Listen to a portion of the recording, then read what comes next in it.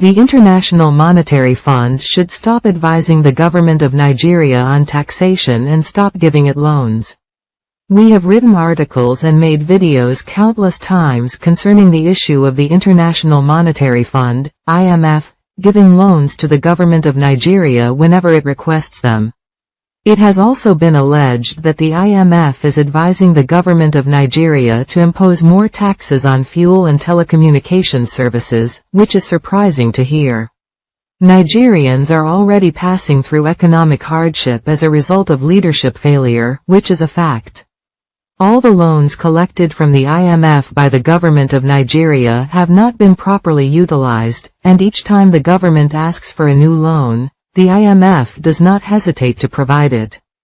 This is not right. Based on this, we are appealing to the International Monetary Fund to please stop giving loans to the government of Nigeria because they are not being used to better the lives of the Nigerian people. The corruption under the leadership of the current government of Nigeria is huge, as alleged, and these loans, which are being collected without proper use, are putting Nigeria and its citizens in deeper poverty. Again, in less than 1 year, another government will come into office and may need to borrow money from the IMF. Therefore, giving additional loans to the outgoing government of Nigeria, as it is allegedly requesting, will be seen as a waste. Hence, we are calling on the International Monetary Fund to end such services to Nigeria. South Africa repatriates thousands of foreign nationals amid rising anti-immigration tensions. South Africa has repatriated nationals within a week as the government intensifies efforts to address illegal immigration and growing public concerns over security and unemployment. The development comes after President Cyril Ramaphosa pledged tougher action on illegal immigration while warning citizens against taking the law into their own hands.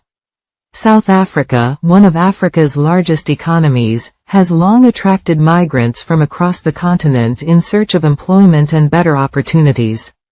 However, persistent economic challenges, including an unemployment rate above 30%, have contributed to growing tensions between some local communities and foreign nationals.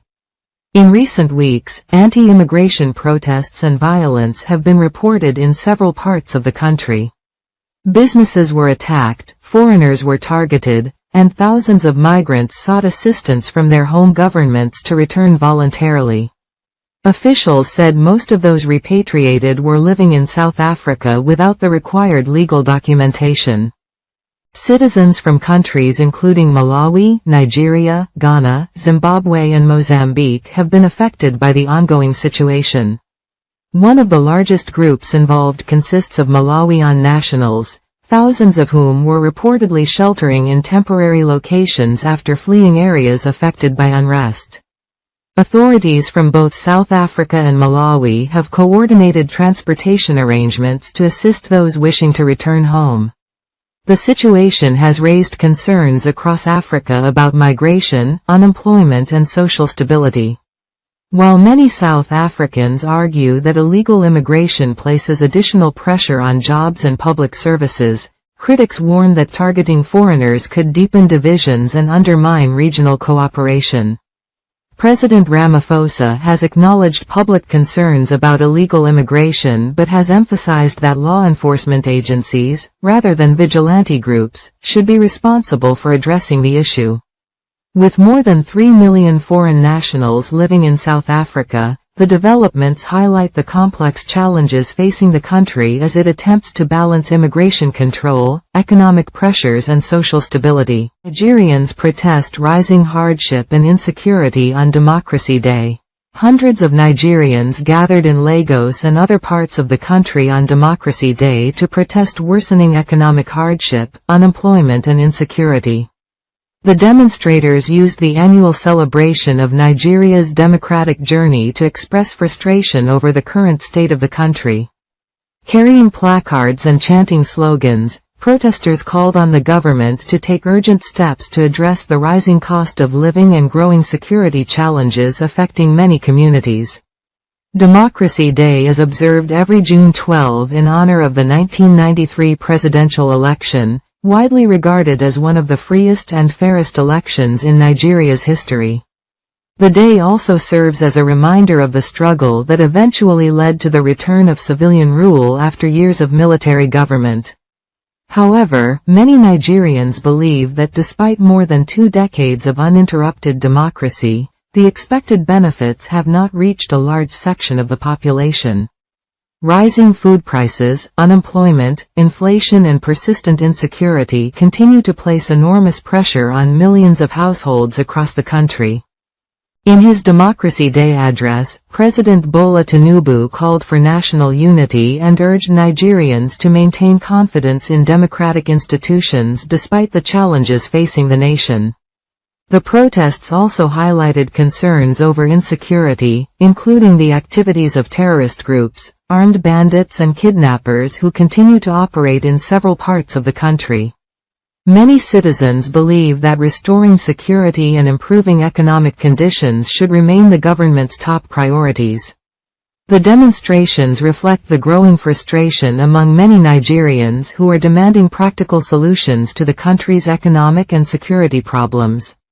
While democracy has provided political stability since 1999, many citizens say they want to see greater improvements in their daily lives and living conditions. Retired Nigerian Army General dies after abduction in Katsina State.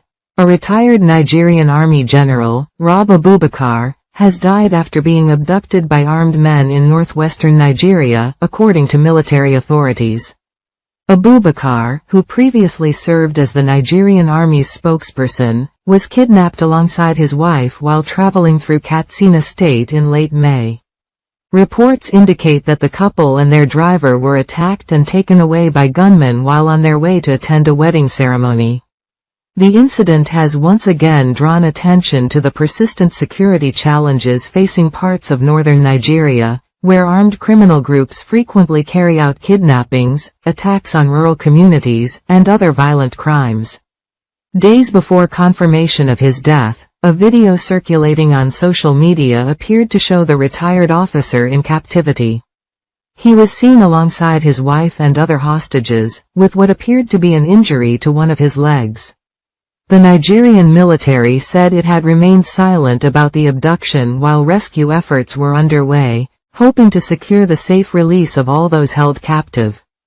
Following confirmation of his death, security agencies pledged to intensify operations aimed at tracking down those responsible and dismantling criminal networks operating in the region. Military authorities described the retired general's death as a tragic loss, praising his contributions to Nigeria's security sector and his role in counterinsurgency operations during his years of service.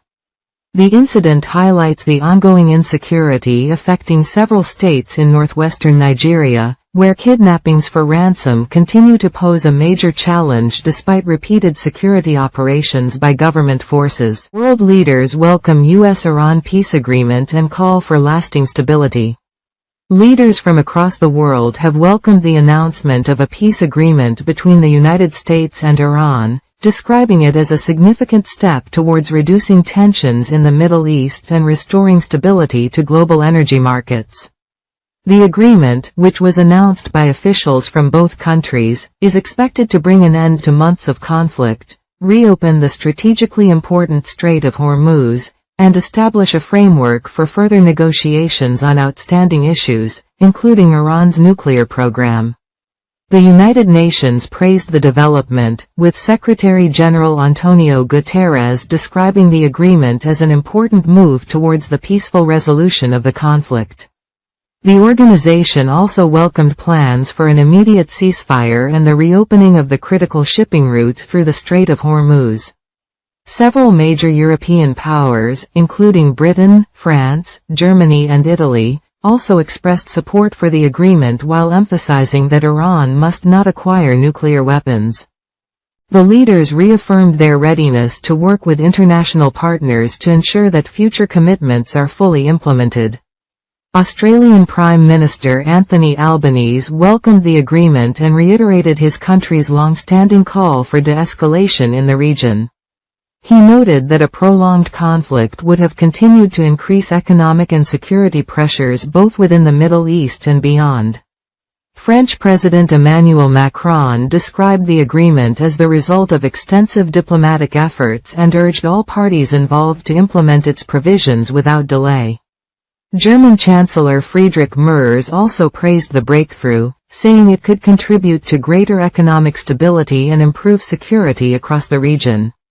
Japan likewise welcomed the development and expressed hope that safe navigation through the Strait of Hormuz would soon be restored in practice. Japanese officials also called for further progress towards resolving outstanding disputes surrounding Iran's nuclear activities. The agreement has generated optimism in financial markets, with investors viewing the prospect of restored oil shipments and reduced regional tensions as positive developments for the global economy. However, analysts caution that the long-term success of the deal will depend on the willingness of all parties to honor their commitments and continue diplomatic engagement in the months ahead. Chimamanda Adichie accuses Lagos Hospital of delaying investigation into son's death. Award-winning Nigerian author Chimamanda Ngozi Adichie has accused a Lagos-based hospital of obstructing efforts to investigate the circumstances surrounding the death of her 21-month-old son, Nkanu. According to Adichie, a coronial inquest that was expected to begin in April has faced repeated delays, which she believes are preventing a full examination of what happened before her son's death in January. In a public statement, the renowned novelist alleged that Eurocare Hospital had created obstacles to the process and was attempting to stop the inquest from moving forward. She expressed frustration over what she described as efforts to delay the search for answers during an already painful period for her family. Adichie said the hospital's actions had made it difficult for her to grieve peacefully. She also questioned information contained in her son's death certificate, arguing that there was insufficient medical evidence to support the stated cause of death. The author and her family have previously accused the hospital of negligence, alleging that Nkanu was denied oxygen and was excessively sedated before suffering cardiac arrest. Eurocare has denied any wrongdoing and has maintained that its medical care met international standards. Adichie further alleged that some of the medical records provided by the hospital were incomplete and contained inaccuracies. Her legal team stated that Nkanu had initially received treatment at another medical facility before being transferred to Eurocare for additional diagnostic procedures ahead of a planned medical trip to the United States. The toddler died on January 7 after undergoing a series of medical examinations. The case has attracted significant public attention in Nigeria, especially after a panel established by the Medical and Dental Council of Nigeria reportedly identified a possible case of medical negligence that warranted further investigation.